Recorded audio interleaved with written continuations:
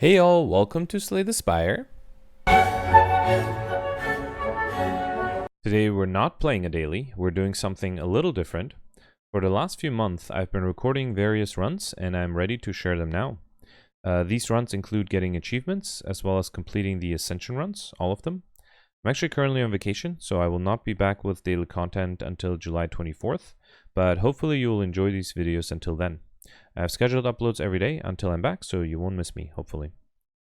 Today's video is trying to get the Common Sense achievement, which reads, beat the game with a deck containing no uncommons or rares. Now I'm still playing the early access version for this run, but for the purposes of the achievement, that does not matter.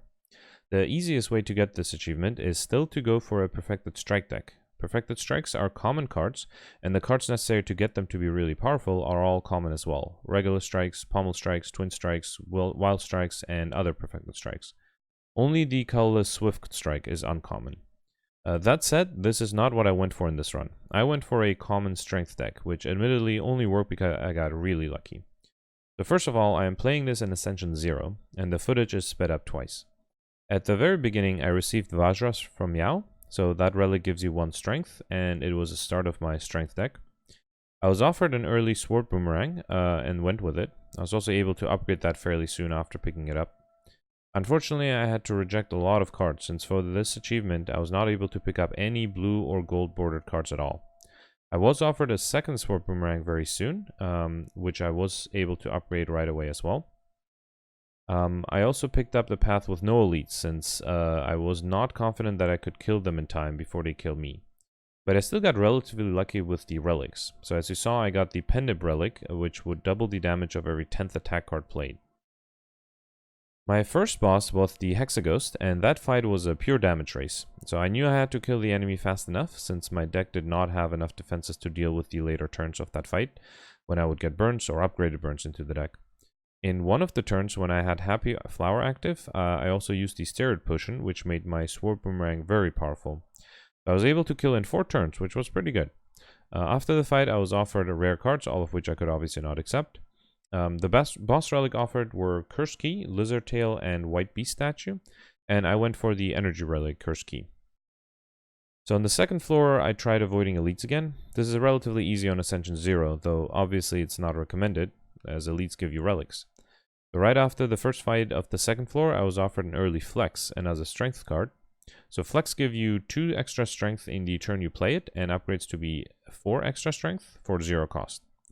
I was able to upgrade it right away. Next I got the Pair Relic, which gave me a curse, but also raised my max HP to 90. I was offered a Perfected Strike after the next fight, but at this point I had already committed to the strength deck and had removed a few strikes, so it was already too late to that. In the next 2 shops, which are already passed here, the first one I removed the curse I got earlier and bought a Thunderclap, which I was able to upgrade right away. The second didn't have any good common cards, so I simply removed another regular strike. So that brought my deck size down to 11, which means I was more likely to draw the Flex or Swoop Boomerangs in the right turn. So then at the next chest I got a Curse and also Gremlin Horn, which is a great relic. It gives us extra energy and card draw when we kill an enemy, which is great for AoE fights.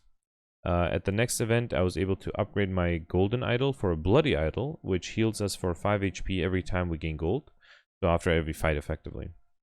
I removed the curse again at the next shop, and again didn't buy anything at that shop. I do not even have enough cards that needed to be upgraded, so I was at this point just upgrading basic strikes at rest sites. After the next fight, I seriously contemplated picking up a Twin Strike, but ultimately decided against it. So the second floor boss was Bronze Automaton. Luckily, I was at my full 90 HP, which allowed me to survive the Hyper Beam attack, which is coming up, and then I was able to kill shortly after. The boss relics offered were Runic Pyramid, which is the relic that allows you to never discard your hand. Philosopher's Stone, which gives you an energy, but also gives enemies +1 strength, which may be problematic, especially in my situation where I didn't have enough defense. And lastly, Orrery, which gives you 5 new card choices. I went with Orrery since I felt that I needed more cards anyway. Unfortunately, I was only able to pick up 2 new cards that way. That was another upgraded Flex and an upgraded Thunderclap. On the third floor, I found another path with no elites. I was offered a True Grit, which gives us defense, but also exhausts a card after this fight. But I decided not to take it. Even though the defensive capabilities are nice, exhausting a card, I wasn't sure if that would be a good idea. So after this fight, there was an event that gave us the opportunity to fight the 2 Orb Walkers for a relic. And I accepted that almost instinctively. In retrospect, that was probably one of the things I shouldn't have done. So I usually do it in dailies and regular fights, but for this particular fight, I probably should have skipped that, since I did end up losing a bunch of HP. It took me a while to bring them down, but once I did, it was totally worth it, since I did get the Incense Burner relic out of it. Incense Burner makes you intangible every 6 turns, which can help you out a lot, especially if you're in a position like I am, where you don't have enough defense. So after that fight, I coincidentally had another fight with a regular Orb Walker, which was easy, especially since in one turn I had the 2 upgraded flex cards together with 2 Sword Boomerangs, which made each Sword Boomerang really powerful. And then the fight after that, I was fighting the Spire growth, which would have been tough, but I had a flex and the double damage from Penip, and that way I was able to deal 64 damage with a Sword Boomerang, which helped quite a bit. Alright, skipping a little ahead, so at the next event I was offered to duplicate a card. I chose to duplicate one of the upgraded Sword Boomerangs, so now I had a total of 3 in my deck. I'll let the footage actually catch up to what I'm talking about.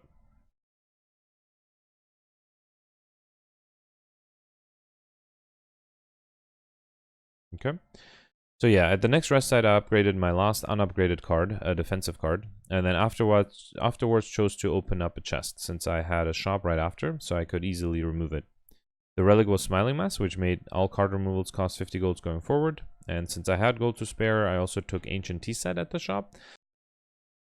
Ancient Tea Set is a relic which allows me to start off with 2 extra energy after rest sites. Next, I decided to play it safe and go to a rest site to rest back up to almost full HP. The next fight was the Maw, which was a bit difficult. It took me a bit to get him down, mostly since I did not get that lucky Flex Sword Boomerang combination, but in the end I did it. So after that I removed the last curse from our deck and bought another Flex. Then the last fight was the Darkling fight, which was very lucky. I got good cards, and then Gremlin Horn helped us out a lot too. Killing one of the Darklings would give us energy and another card draw, which would allow us to kill one of the other ones. At the last rest site, I healed back up to full HP, and then it was time for the Awaken one. Luckily, I did not have any powers in my deck, and was able to kill the minions relatively fast with the Sword Boomerangs.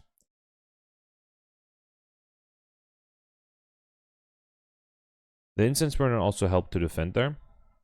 In a bit, there's a turn upcoming where I survive with 1 HP, and I want to talk about that.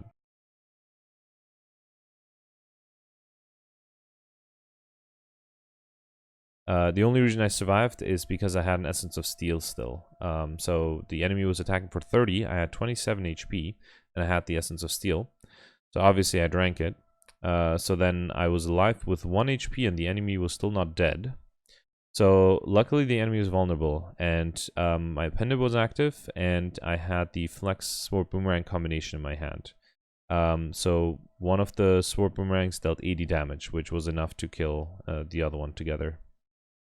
Alright, my score was obviously very low, only 683. This is because I did not fight any elites, and the only bonuses I got were Light Speed and Popper. This is the turn, by the way. Yeah, so I'm playing 2 Flexes, and then Thunderclap, and then 1 Sword Boomerang is already enough to kill.